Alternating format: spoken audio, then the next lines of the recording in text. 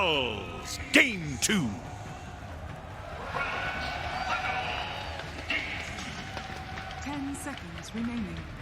Thank you very much, James. And yes, we're absolutely ready here in Singapore for Game 2 between Secret and Tundra. Once again, joined by Ceb, Notail, and Fox here for the draft.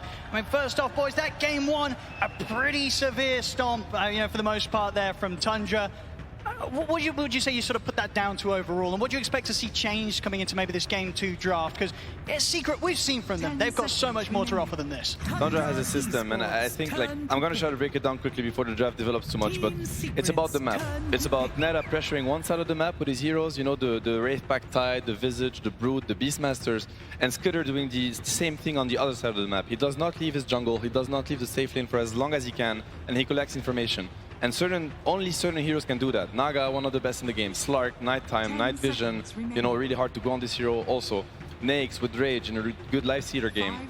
And then the three other heroes are very fast-paced heroes, the Miranas, the Tinies, the Tuskars, the Pangoliers, that are gonna strike kind of left and right on the map depending on the enemy's movement. And that's how they kind of win the economy game, hit timings, and then close the game. So I think you really have to respect that and either, hurt their system or, find a way to counter it.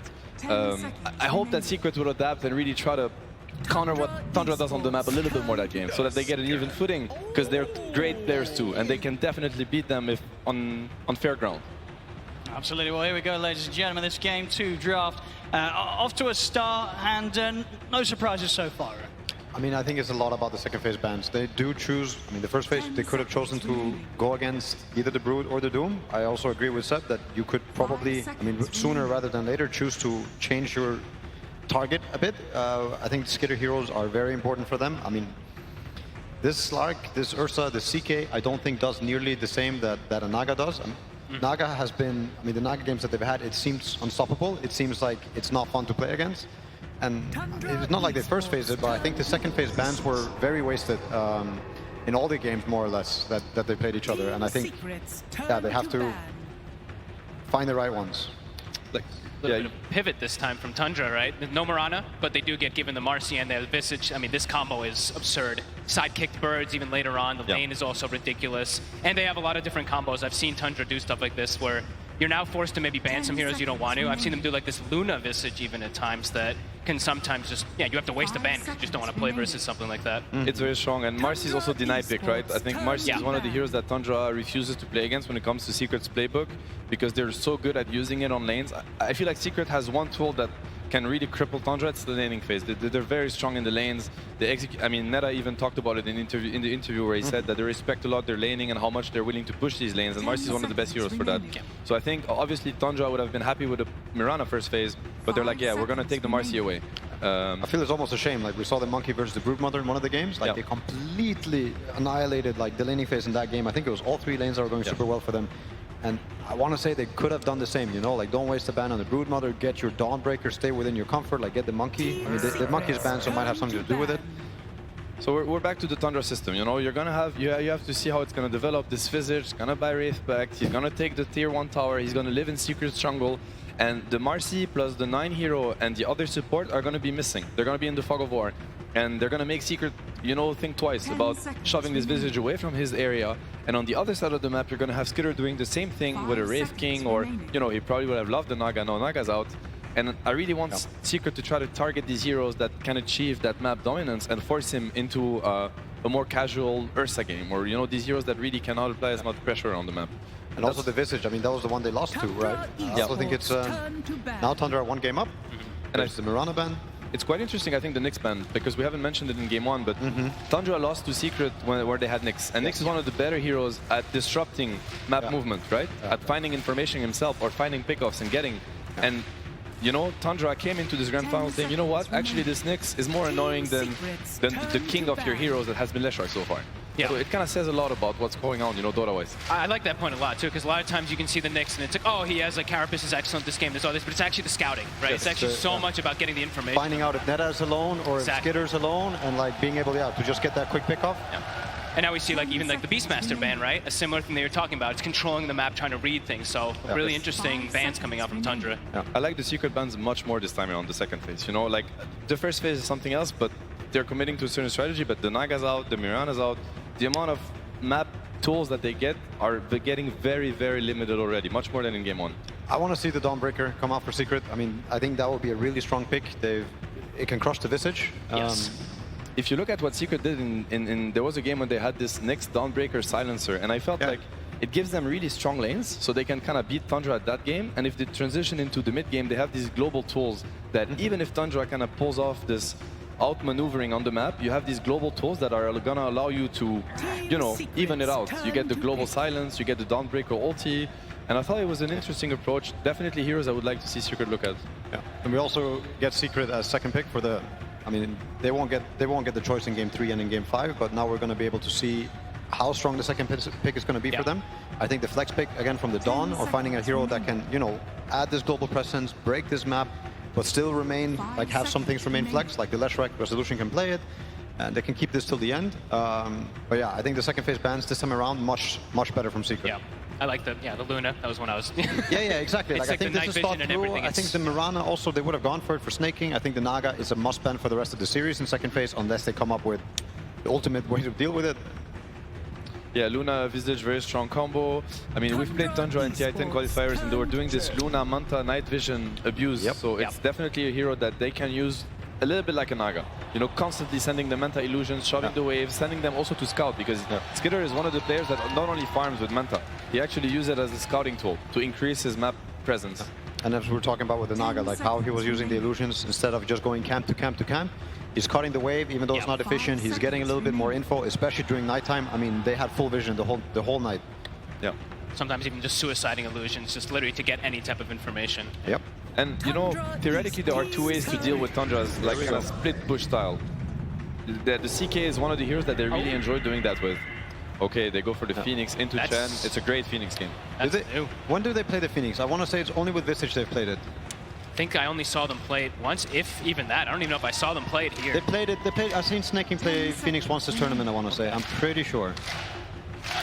So basically, I think Secret, you have two approaches. When you play against this split push heavy kind of style, you either match what they want to do, or you know, group up and ball up and try to force them into a 5 versus 5 fight at a pace that they don't really want to get into.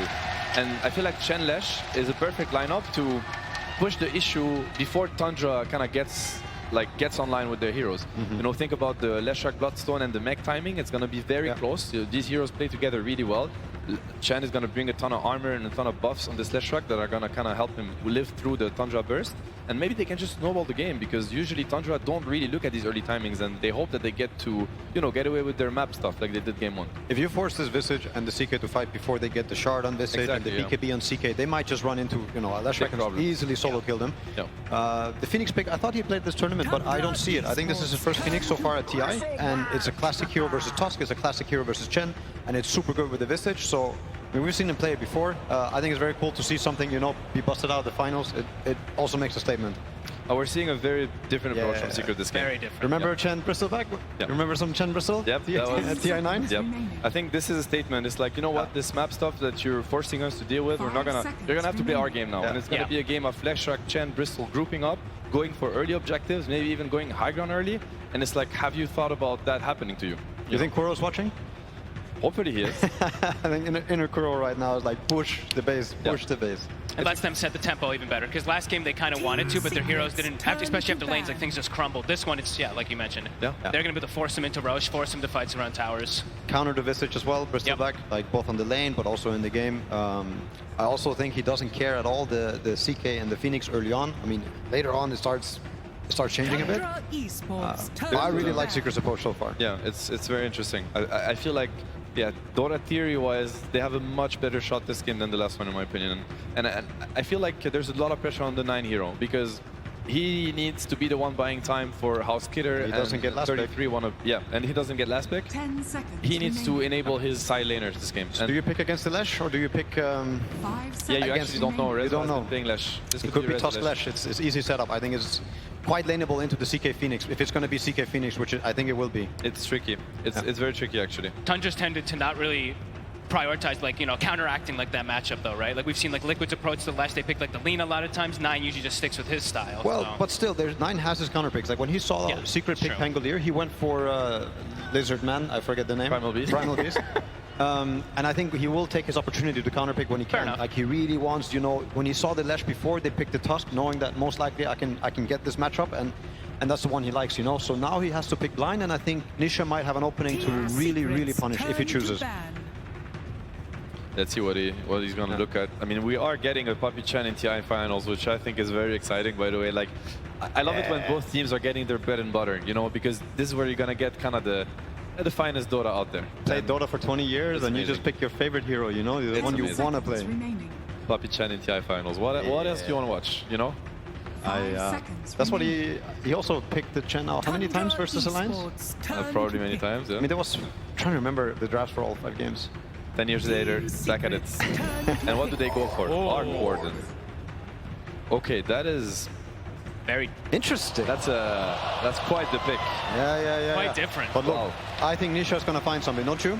I don't think he's going to accept the left track mid versus this. I think he's going to choose a hero versus the Arc Warden. What's left? I mean, Pangolier is out. Batrider got banned, so they were already setting up for it. Is this Nine's first Arc? Arc Warden is very nice with the Tundra's heroes. It's very nice with their playstyle. It plays a lot like a Naga. It's a hero that's hard to deal with, that can open areas safely, get information.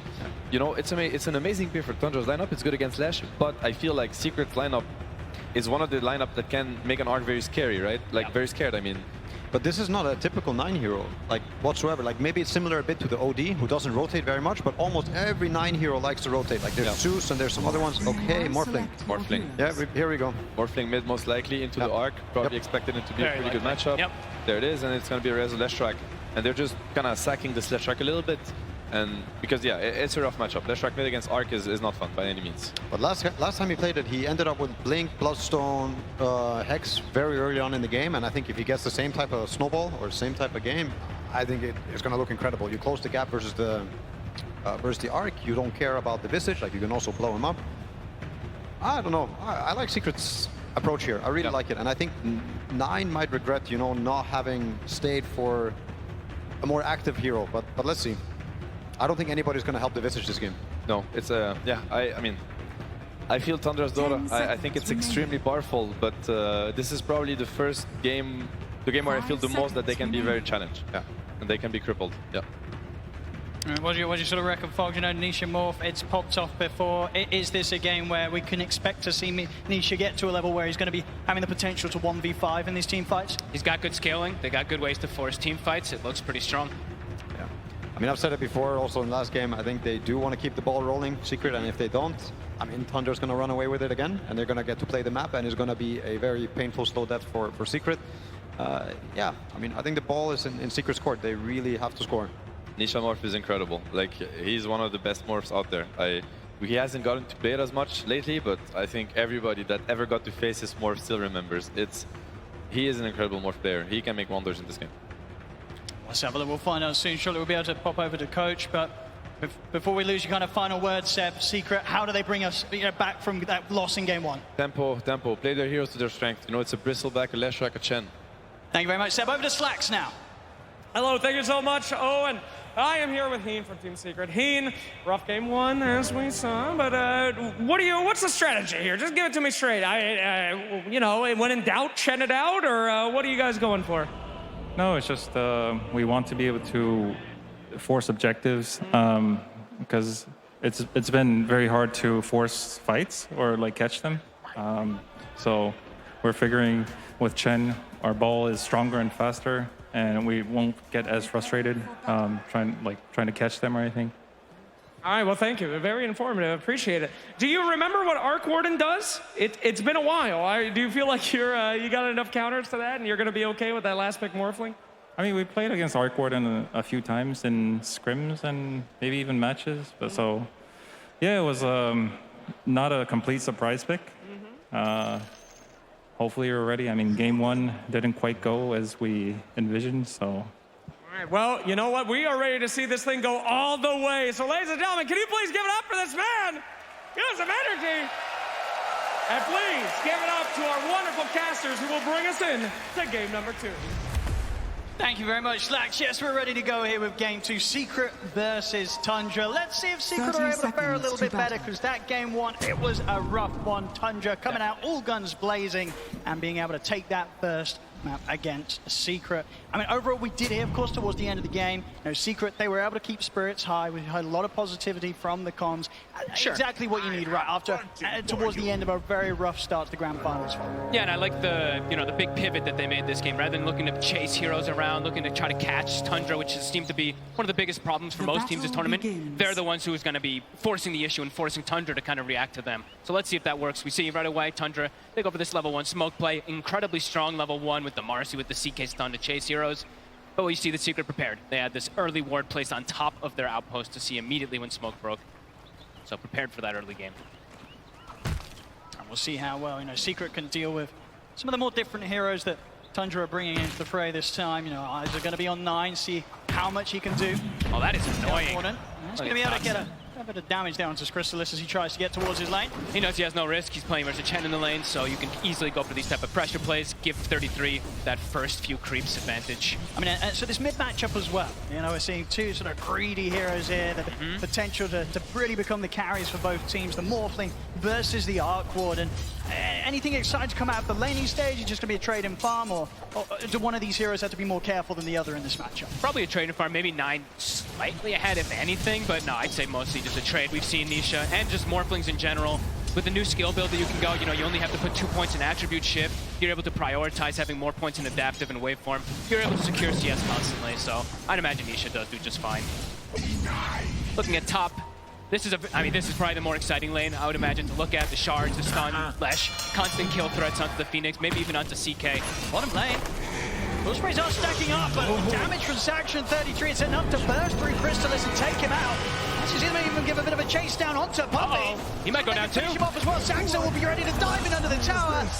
It's a lane starting off with a double kill for 33. That's not something you want to see if you're Secret. This is just the Tundra offlane special, right? I mean, this is always what they do. Somehow they're able to just always know how to apply so much pressure. And with this death, Soxa comes back, 6 tangos, a salve, 33. You see the items. They do this almost every time on the Visage. Tries to start with no regen, just tries to get mangoes and stats. So they can just keep doing this. I mean, Crystallis. So much damage. He comes back into the lane and he's pretty much immediately down to a third of his HP. Top lane as well, we're seeing Resolution. He's getting zoned back, Snaking able to take down Zayas' courier. Get the shards down, but dives at the ready. The first few levels are incredibly oppressive from this Marcian Visage. It's one of their bread and butters. Puppey start to attempt some stabilization with the lane, get the pullback. See what creeps he's able to get to kind of dissuade this damage that's going to be coming out. He gets a pretty good one. It's a good one to at least harass them back, kind of stop their aggression. See how soon they're able to get to a point where Crystallis is, I feel, a bit more confident to step up the creep waves. It's not easy. Off to the side, Saxa. He'll get the creep. Gonna look to take down the creep. They know how strong that creep can be. Good choice to kind of go for it there.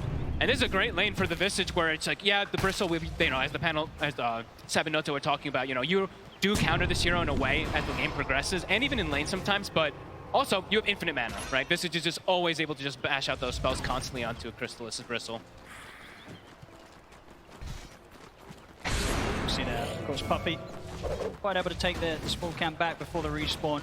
Saxa ensure that ever more tougher and tougher for Secret to gain momentum and control of the creep waves down in this bottom lane. 33 is able to hold it in a fantastic position. Good position and tons of regen, so they can always go for this harassment. Crystallis, I believe he's got his ring. Yeah, he's got it on the courier, so we'll have some sustain. But his stats overall will be a bit low because it's going to take a very long time for that to come out. So could still look to apply pressure onto him there. Has got both his spells on cooldown at the moment, so Secret I'll look to choose this time to strike. Skid and drags back Zayas though.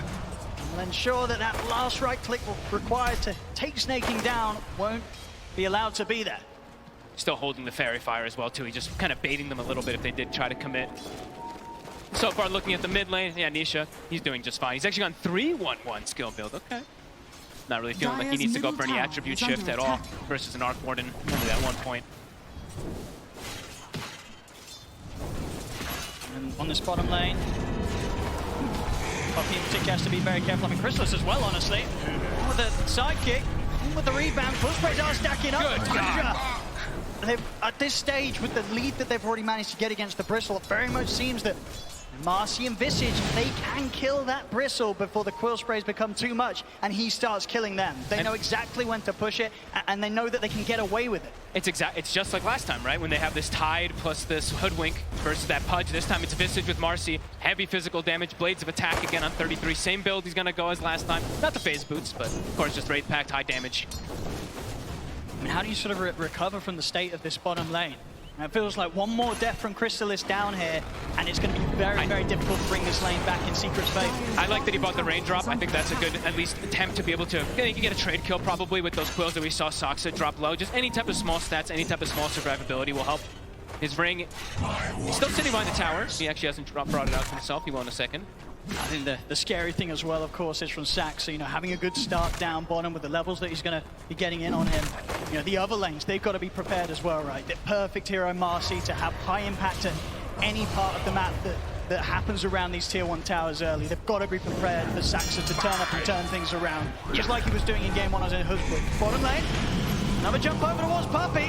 Puppey and Crystallis try and stand their ground, but Puppey goes down. Crystallis might have a chance to chase Saxa out this time, as Saxa, has he got any further options of getting away? He doesn't, so Crystallis finally finding a bit of action going in his direction. Honestly, maybe that's the way you have to do it. Just Puppey has to sacrifice himself. He has to be the one to just soak those soul assumptions for Bristleback to just get this type of trade.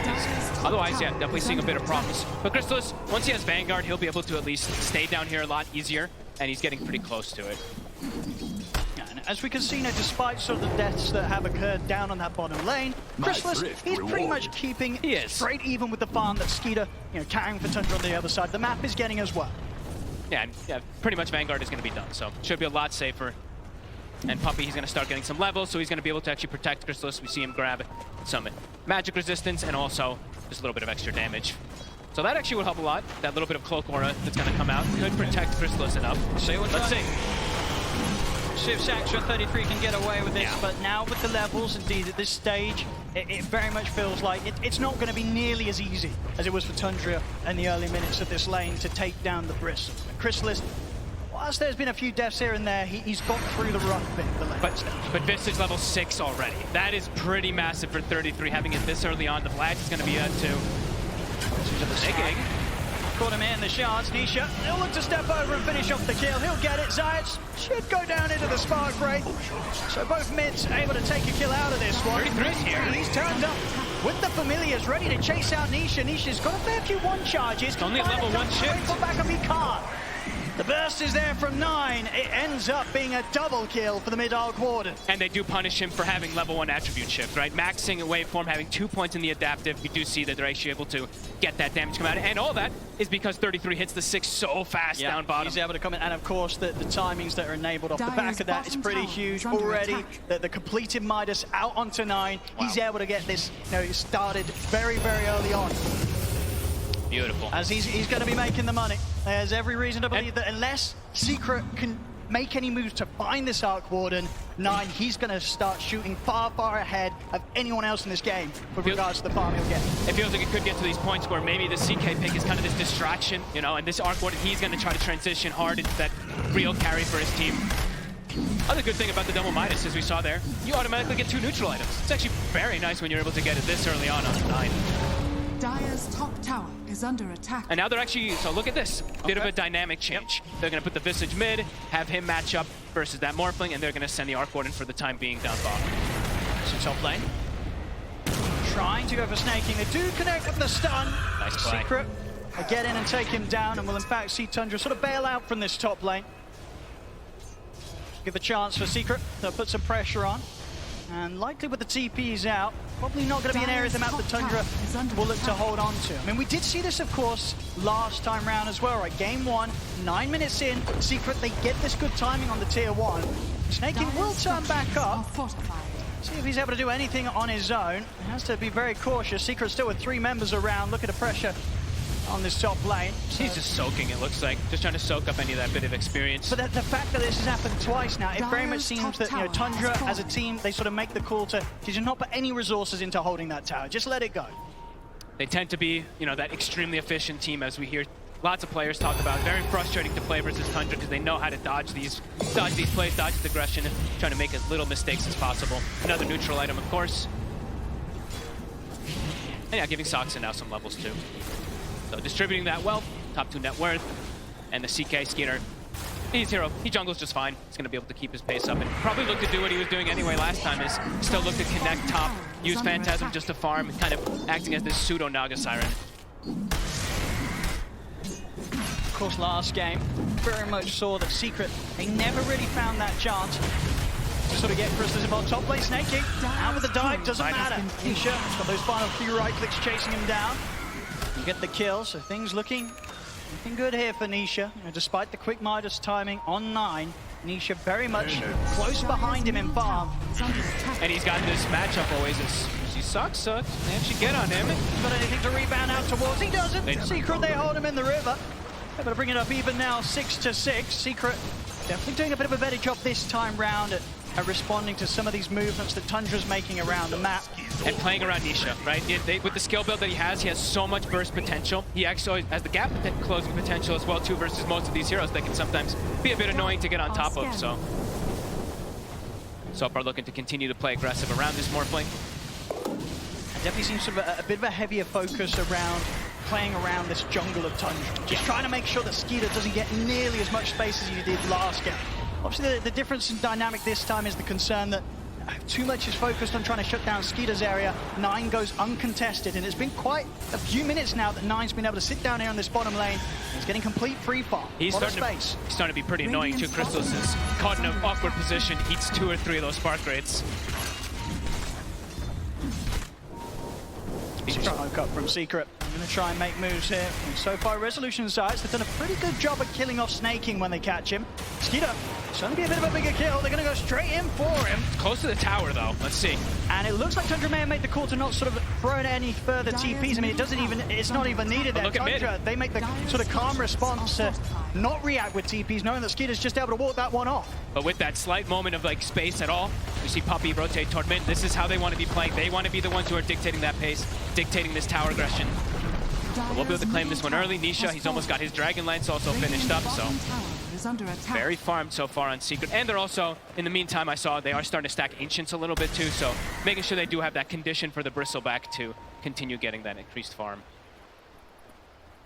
So far, Secret though, infinitely better than that last game. It's certainly feeling a bit more solid, but I imagine to a sort of a point with regards to the drafts, this is sort of expected, right? This time around, Secret, they gave themselves a bit of a better shot of having this sort of earlier hold, earlier pressure that they're able to apply, and at the same time, you know, the change with 9 playing an arc warden instead of like a carry. He's going to react to sort of these moves a little less. So I don't think, you know, Tundra, they're not going to feel too under pressure despite losing some of these early towers. They've gone for a bit of a different approach this time round.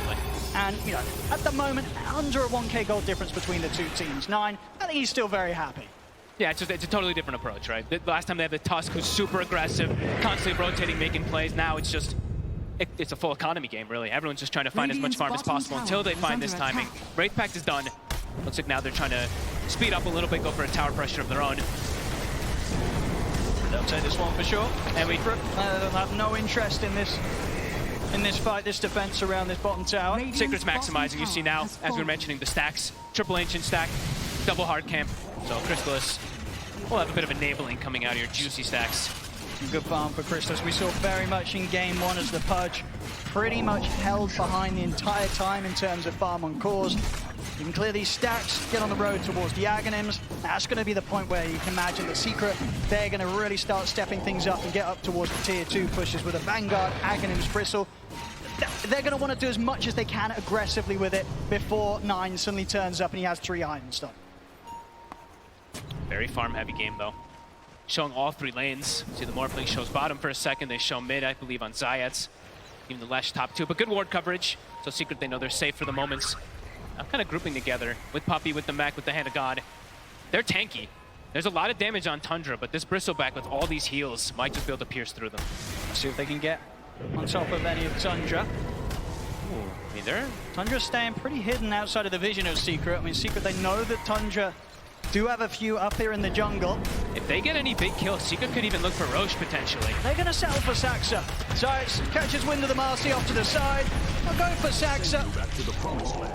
For Tundra, definitely not the biggest of losses there. They had a few cores farming in that area, and the Secret, they weren't able to find them. They're going to do it.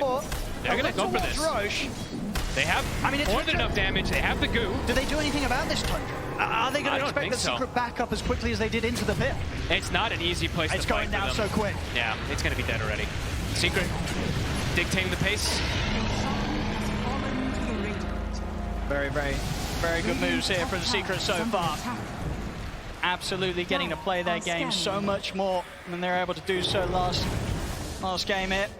15 minutes in, they've got the Aegis in their hands, so... Ooh.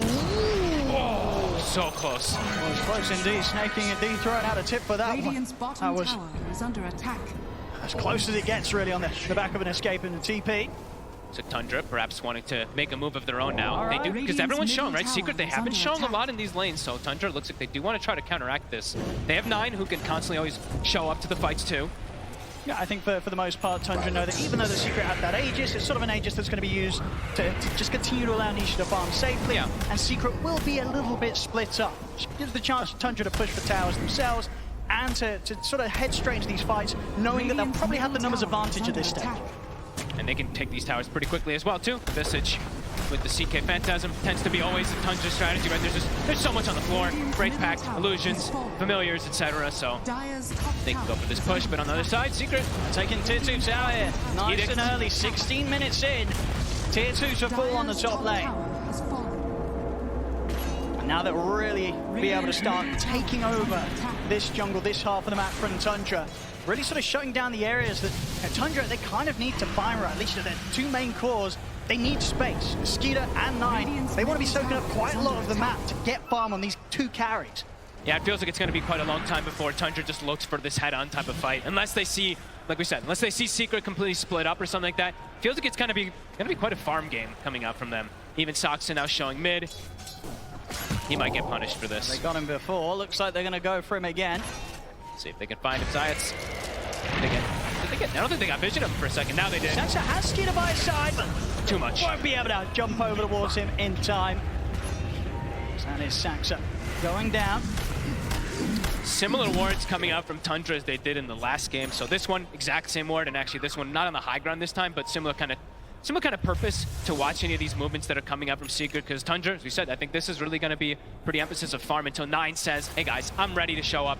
And maybe that's going to actually happen sooner than we expect, because I believe the Gleipnir is about to be done. Just so a recipe away.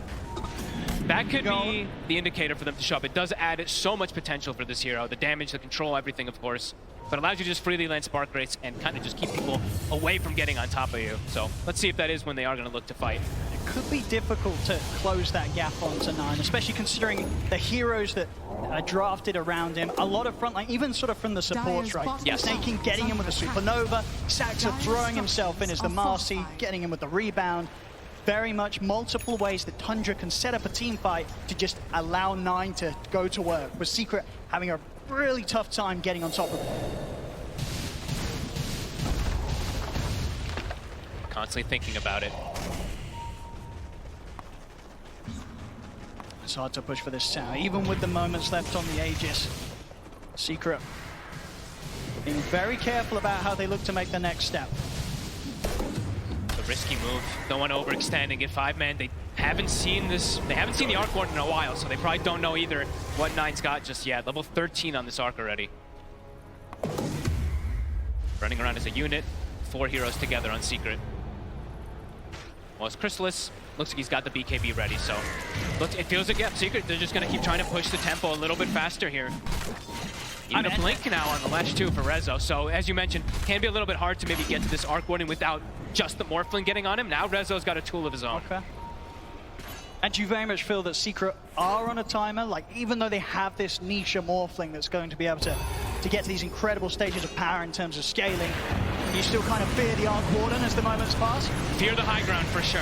Rezo. Tundra got to quickly back out, snaking. Away in time, that snowball not able to catch him. Tundra avoiding the moves of Secret. Secret just trying to get some sort of aggressive play out of these final few seconds that they have on the Aegis of Nisha. It's back over towards the mid. Saxa. A bit of a chase down onto Puppey. Puppey has got back up on the way. Chrysalis heading over to help out, and Tundra, they won't try and poke up into the triangle of Secret quite yet. Maybe they will with Skeeter at the front. He's actually going to go for Puppey. See Chrysalis now, as Chrysalis starts to try and push back Tundra. Secret's Nisha all coming. It's coming in from the side there, with the snowball over towards Skeeter, but Sax is in with the rebound, start up to Nisha. Nisha starting to try and shift, but that's his spot. He's got Aegis though. He's going to be back for round 2. Chrysalis charges in with the BKB, over towards the Phoenix, but Snake is able to get the Supernova off. Secret, they've got to back away from the ultimate for now, as 9 turns up with the Tempest double. No longer an easy fight for Secret to charge into. Zayas, he's trying to find some sort of angle from the side, but Tundra, they're here as a full fight, man. They're looking towards Snakey, but the dives back up. They get the stun control onto Skeeter. Skeeter turns with the stun himself, but he's life stealing back up. It's not enough though. Skeeter goes down. Secret able to get 1 kill out of this, maybe more. Chrysalis trying to lead the charge. Secret, they want to get something else out of this. Tundra, Saxa in the trees. Put Duke off to the side, back under the tier 2. He'll be fine, but Secret, they force a fight there around the expiring Aegis of Nisha. They get Skeeter, and with that in mind, they'll be able to get themselves straight onto Tundra's half of the map and continue to grow this lead. Perfectly rallied, right? Rallied on Puppey. That's got to be the name of the game. He's got the plants, he's got the mech, he's got all these auras. We see the ice armor coming into play. Chrysalis had no fear. He pops BKB and he just starts charging right through everybody. And then they nicely kite and play around that Supernova beautifully.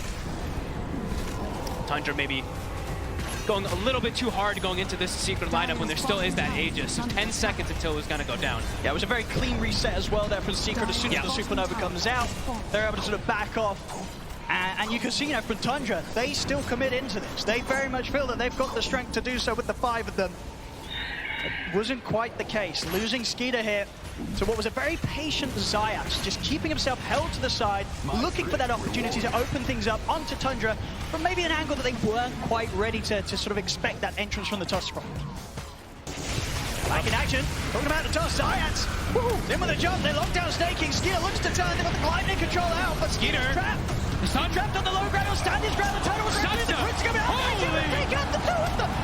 It's a double kill for 9. Oh my, Saxa gets the 2-man rebound and they get the chain stun from the birds. I mean, this time round, very much a case of Secret kind of making the move into committing for the fight, but not having what it took there to sort of take Skeeter down at the same speed they're able to do back mid. Tundra able to turn, and immediately off the back of taking down those 2 cores, they'll take the tier 1 tower. And closing that lead, the Secret were building. It's back down to sort of straight even here on the gold. It's so much sustain that comes out really from Tundra's draft too. Their Vlads, their sidekick, everything coming to play. I mean, look at Skeeter. I mean, watch his HP. I think a couple of nice armlet toggles there as well for Skeeter, very much keeping him fully in action.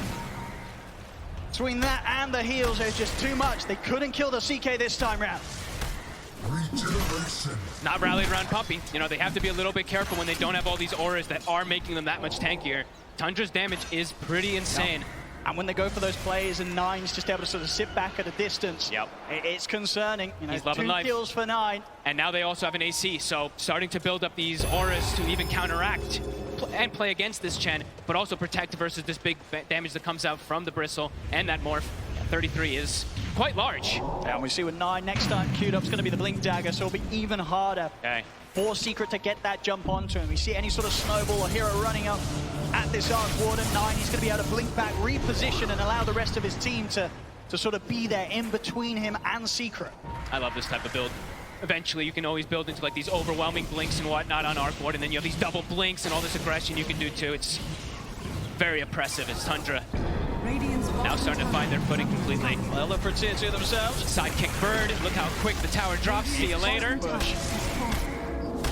Gone in a matter of seconds, even if that. And off the back of that, immediate smoke from Tundra. They know that Secret's playing over on Tundra's half of the map around their jungle. They're feeling incredibly strong with this newfound AC on 33. This is a tough time for Secret to take a fight. They also disassembled to the BKBs and ready. 9 with the Tempest doubling, start things off with the glide, they grab back Zayas. Secret, they've got to run. Hey, that's also really cool that he can do with the blink too. Right now, he has an initiator. They don't need to actually rely on the Marcy being the one to jump in. He just blinks in and gets a Gleipnir initiation. Yeah, BKB, Skeeter had just finished that one up, so they felt strong to be able to go for this play.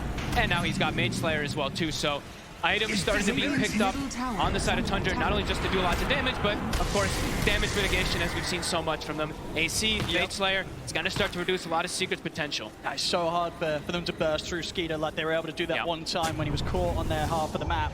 It's a really good item this game, just like last time, versus that Lash versus the Bristle, reduce the damage of the Quills, even the burst that comes out from Morphling.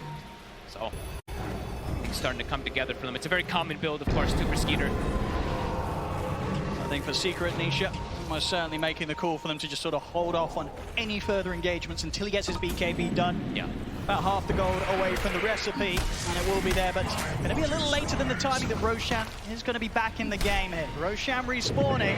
They're walking up. They are up on the high ground. They definitely want to try and do their best to push Tundra away from going for the Roche. See if they can hold them off from it. That's Tundra. They won't feel the need to be too scared of Secret. You know how strong they are. Secret, they'll look at the smoke up. Trying to catch Tundra from an angle they won't expect is not going to be easy when Secret currently hold the position they are. They're going to try and swing around from the west. Lanes are starting to kind of get pushed out, though. We see Tundra cutting away mid. Got this ward on 9. At 9, he's already out of this area. This is the Tundra special, right? They start shoving those side lanes in to try to put you into this awkward position of a fight. Everyone rallied around each other. How do you make the call of Secret? How do you make the jump? Tundra with their own smoke. They don't want to overextend for these type of jumps either. Like we were saying before, they need to stay kind of rallied around Puppey. Make sure that they can utilize these auras at a maximum. Tundra just rotating sort of all the way around where Secret's tried to step out for. They found Puppey. They're going to be able to get on the easy kill first. Straight on over the chin. Puppey caught by the Hex, taken down. Science tries to roll in, but there's no place for him here. Puppey pig-poled himself. Doesn't even get to get any heals off or anything. No Wraith Pack, no mech. Caught by the stun anyway, so likely dies. But now, it's an option for them to go for Roche. And with both supports down, I don't think the cause of Secret are going to want to turn up for this. Oh boy. This should be a free and easy Roshan for Tundra. Free shard as well. Skeeter's going to be loving that. He actually passes it away. Looks like he's going to give it to 9. Okay, so more ways for him to protect himself and also magic resistance. So they can actually hold it. So we're talking so much about damage mitigation, of course, but this is another element that I feel like we don't really get to see too often. You fight inside the bubble. Yep. Your Lash, this Bristle, the damage might not be there. It's going to be a fair bit of protection. Indeed, able to be kept consistently up and out on the field. And things are starting to get a bit scary because the scaling for Tundra is getting quite strong. Even the Marcy, level 12 is online. BKB is on the horizon. 12 on Phoenix. Game plan for Secret is starting to get kind of dissuaded. Around the mid, they do find 33. Okay. Out and on his own. He's very deep. They might be able to do something about the familiars as well here. Big pickup. A slip up, a rare one as well there for 33. Out on his own. Be out now for 40 seconds. Can they turn it into more? Is there something they can do with this one? Yeah, they have to push out this bottom lane. Top is being dealt with Puppey, but do they have an opportunity to go for anything here? Sax is very close to his BKB. Already, once again, you know, Tundra support, so many games where their supports just turn into additional cores. Also to Marcy. Very much sort of the direction that Saxa will go as the minutes pass. Skeeter, so having his Blink Dagger done, may have killed 33, but indeed it definitely feels like there's not a whole lot they can do with that. They're looking towards 9's Tempest double at the top. See if they can sort of burst through that, get a bit of extra gold for themselves. They will, they'll take it down. Have to go for the top play because if you looked at the side lanes, mid lane, Phantasm was pushing it, bottom, Phantasm Illusion was also pushing it. So it's a typical Tundra trying to shove those lanes down, and now they see this. They see them split up. So Tundra, they're looking to strike. Full axe on Crystallis.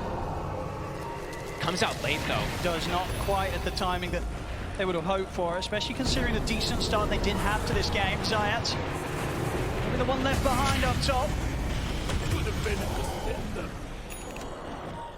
Tundra, everybody back on the map now. Ready to get together. Push down on this top lane. Still many minutes of Aegis to play with. Full Octarine done on 9. He's so farmed. 6,000 ahead of his counterpart. And there's going to be no catching up in terms of farm unless Secret are able to find these fights where Nisha's able to pop off, get the kills, somehow take down this Arc Ward, and it's going to be a lot of money if they're able to do so. Just not an easy task. He's got his Chrysalis done, Nisha, so stepping up the damage a bit. We'll see how explosive he will be if he's able to get in the center of the fight with the waveform, stand his ground between the BKB and the Manta that he has. He's going to need as much... I feel like it's really appropriate that he's going this. I feel like they're really just going to need all the physical damage as possible, because as we were saying, you know, they just have so many different ways to mitigate that magic damage that they always tend to do, especially with that arc-warded bubble as well, too. So yeah, straight physical damage, go waveform attack target, and with that, with the goo as well, too, he could be dealing a lot of damage, but so far, Tundra, they've started to really just take over this map. Tower is under attack. 5k lead, 4 to 5k. I mean, nowhere near as terrifying as the numbers were showing at this moment in the game, in game 1. But still, you very much feel that one more fight, if the next fight crumbles for Secret, that number, that lead's going to triple. Secret, they cannot afford to lose another team fight here against Tundra. At the moment, very much seems like they're opting to wait out the Aegis that Skeeter has. Not looking to head straight into anything for this final minute. Skeeter has that second life. Under attack. Again, pop those Phantasm to send out to all these side lanes. Bottom is being pushed, but immediately 9 goes down. So again, sticking together, Tundra, and they will just find a freebie. They will indeed, Giants. I mean, anyone that they catch with the farm that Skeeter has, and now that's completely destroyed. High ground. They've got drums for these birds. They've got the sidekick we're going to see on the bird too. And look at the speed. Look how fast it drops. It's going quickly. Fortification is there from Secret. They've got the Rezo. They've got Shard on Rezo, so he's going to be able to slow it down a little bit with these chain stuns. We'll see if Nisha can do anything here. He's ready to TP over, help out with the defense. Oh, this is dirty. Look at these birds. Birds with magnetic field magic resistance, the attack, I mean, they're so strong. They are huge annoyance to deal with here for Secret. We'll go for the resummon. Stun, Skeeter. He's low, but he's still got 20 seconds or so left on the Aegis. He's going to back off. We'll see them catch out the two of them with the root. Skeeter focuses in. I'll be him going down. Those final few seconds of the Aegis. He's ready for round 2. Saxa, he'll charge him with the Unleash of the BKB. Quickly turning towards him with his right clicks. They'll put an end to the Marcy's life. Saxa to fall. Grab now on the Chrysalis. Skeeter 33. They get back in on top of the bridge, so they take him down. Nisha popping the BKB. Having to use it to retreat back to the high ground. Skeeter, he's in straight away, flicks up into the high ground. They've got the lockdown over towards Nisha, and waveform back up in time. Nisha gets away, double buyback from Secret. They're putting everything into this defense, but Skeeter's in with a chaos ball over towards Resolution. It doesn't matter though, Skeeter goes down. Secret with the 2 buybacks, they'll be able to hold and push Tundra back. Nisha able to stand his ground there. Look at the damage done. 9,000 damage from the Morphling. The buybacks coming perfectly. A defense for sure here from Secret, but they'll want more. They got to push forward for sure.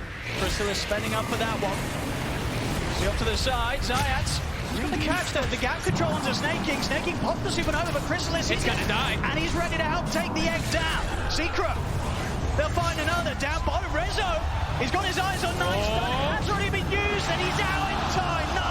9 able to get away before Nisha's able to put a stop to him. They'll still clean up the Tempest double. As Secret, with this sort of pushback, they're able to bring in the mid lane, bring in the bottom lane, able to get the creep waves back under sort of their momentum, and they may just be able to take some tier 2s away from Tundra here, close the gap, close the lead that Tundra's had for the last 15 minutes. Yeah, this time it's Tundra feeling themselves a little bit too much in that fight, just get counteracted from those buybacks. The damage, this time Rezo's able to hold his ground. I mean, we're very much seeing it. You know, you get given sort of any window from Tundra, you have to take full opportunity of it. Immediate smoke. Exactly what Secret's doing. Yep, they got to smoke, sweep the map. They still have some heroes dead. Ult's on cooldown. Try to get as much as you can out of all this. They've got to keep their foot slammed down on the pedal. Here's the shot. The fight 33 off to the shot. Protect himself for now, but they're surround him, and he's got nobody else in the area. So 33, he'll go down. Secret, they continue to play it hard and fast, fighting back. Big at Tundra. A huge place, really. Those buybacks are really coming into play. 33, he accepts that. He had the Aeon disc locked. He's like, no one's coming to help me. As Secret find their way back into this game. Nisha, he's massive now. Level 20 about to be taken. Also, Daedalus is finished. Big damage to come out from this morph. He's going to be able to focus fire these targets a little bit better. I mean, it was seen, as I say, so many times before. Nisha on the morphling. This is the hero. You want to have him in this sort of position. He can absolutely carry any sort of game to the later stages when he's on his morphling. So top lane. So of course now done. Rezo, he's very deep. There's a Hex. Now get the opening Hex. And Rezo is going to be able to get anything off. He's not. Phantasm's out. An overwhelming amount of damage there from Skeeter and the Phantasm. That's the Hex reveal. He had no idea that was going to come. Usually you'd be able to maybe play around with the pounds coming in or the rebound coming in from Marcy with the BKB, but did not expect that Hex from the tree lines. Roche, it'll be a long spawn, 2 minutes. Zayats standing under a ward here. Very careful how far up he is. I mean, Secret are absolutely going to want to do their best to keep tabs of when Tundra head into the pit. They'll want to get out there, they'll want to contest them. They do not want Tundra getting this next Roshan. Nice play from Nisha. The illusions down bottom, we see them cutting the wave. So making sure that they always deal with those lanes. It seems like it's always like the most important thing when you're playing versus Tundra, keep that lane equilibrium. Will be addressed immediately. Nine shows up. And they're going to just keep peeping into the pit. That's going to be that next big thing, 90 seconds. It really is. See if Secret can set up in a fashion to make sure that they are ready to take this fight around this area. Important to look at these buyback statuses at the moment too. So. Oop. Oh. Uh-oh. Uh-oh. Hopefully simply sort of some, potentially maybe just a hotkey issue or something. See if that's going to be fixed by a quick reset here for snaking. Very much, yeah, the moment that we're going to see them leading towards now. He's back in. Let's see if he can use his courier now. Give it a quick check. Look at lane positioning at the moment, though. Secret have to try to fix their lanes a little bit. They do have this Harpy creep. They need to perhaps try to cut things, but the moment Tundra have lanes in a very good position. Let's have a look. Phantasm is up in a moment as well, too, so they're going to be able to keep going for this shove play. And yeah, Roche constantly going to be getting scouted. And the important thing is, too, Secret doesn't know about that deep ward down south. The one that was scouted Zayats before, that's a very sneaky one that has not been seen. Oh. It's not a good sign. Uh-oh. Let's get Courier's bug. Let's see if there's going to be a hopefully simple solution to this. A standard unlucky. You can say so. Yeah, unlucky. And that Nisha smile. See if we're able to get this sorted. A little bit of a, you know, not really something you can play on with. Maybe it's locked, he says. Let's see if they can fix it. So a big thing really to look at is, I mean, this Hex is going to be a big one, really.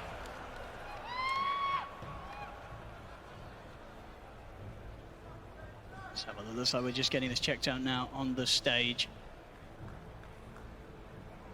Hopefully should be an easy enough fix. I mean, not something I could say I've run into before, right? I've had it with neutral items sometimes when you're trying to take it with wards and smoke. Maybe something like that is happening, but it doesn't have a neutral there, so.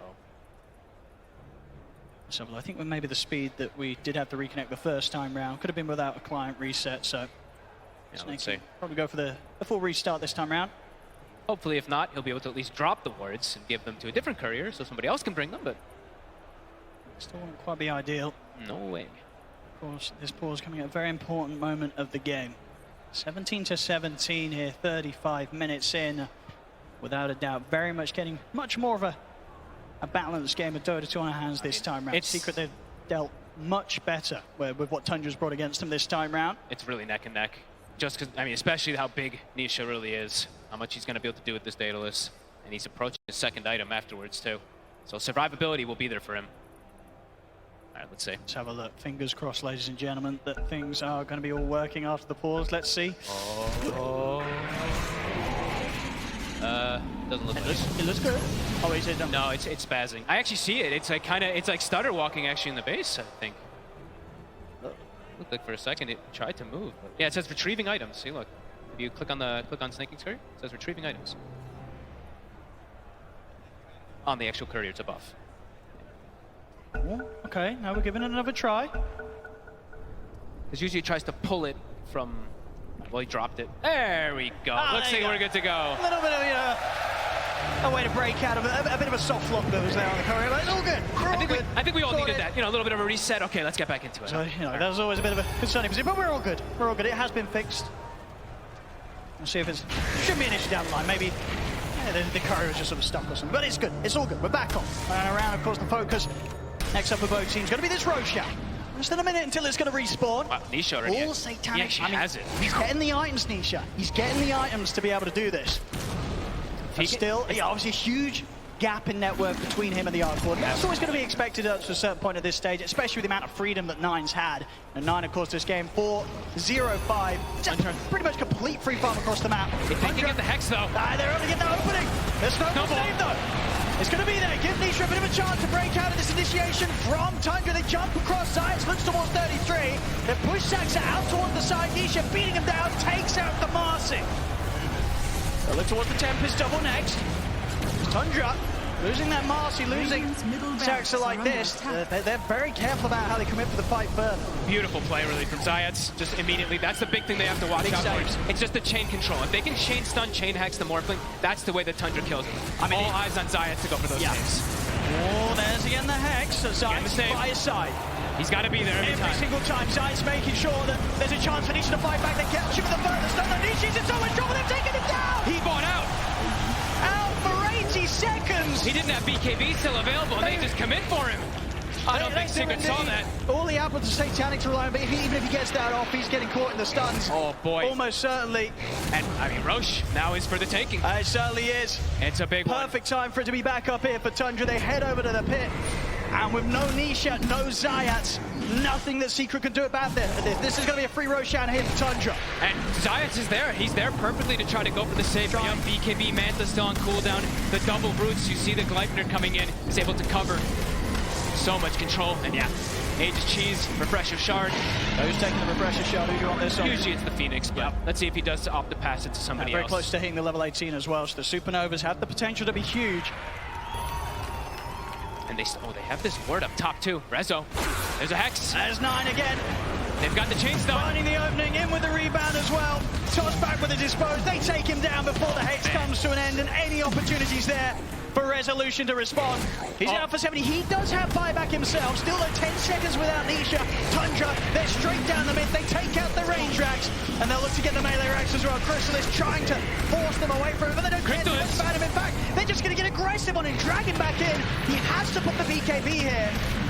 As the Phantasms continue to take down the melee ranks, the full set now in the mid, removed here by Tundra, and they're sticking around. Nine up towards the top of the Tempest double. They're trying their best to force out this buyback from Resolution. Another tier 3's gone, a second set of ranks exposed. Look how fast it dies. Are they going to be forced back at all? Fortifications pop.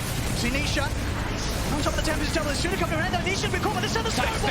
It's there. Zayats able to bail the issue out. That initiation there from Tundra. Nisha wants the BKB. Looks towards Saxa, but Saxa wants the BKB. Turns towards Crystallis. Disposes there.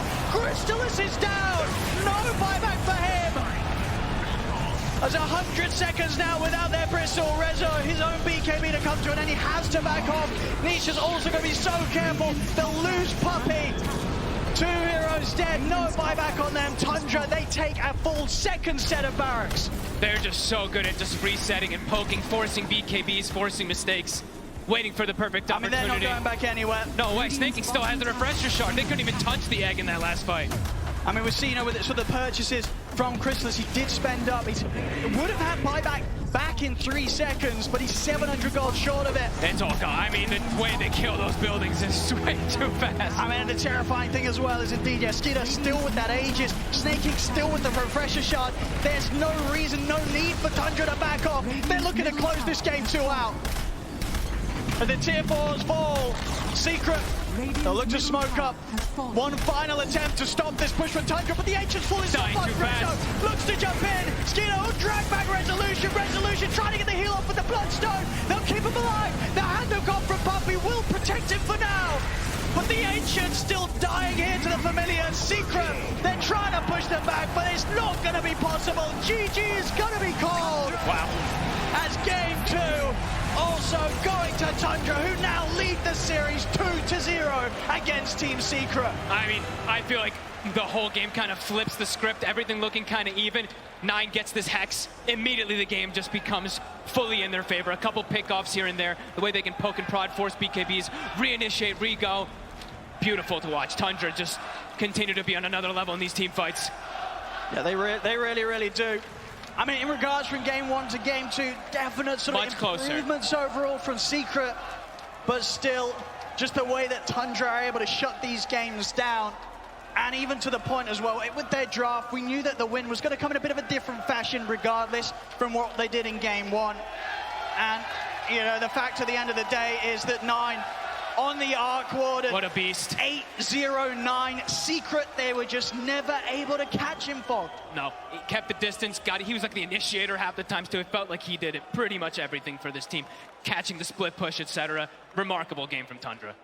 Well, as we said, a bit of an improvement maybe from game 1 to game 2, but it really feels like Secret, they've got to step it up so much more to have any sort of chance of stopping Tundra in their tracks, as Tundra now leading the series 2-0, just 1 win away from taking the championship.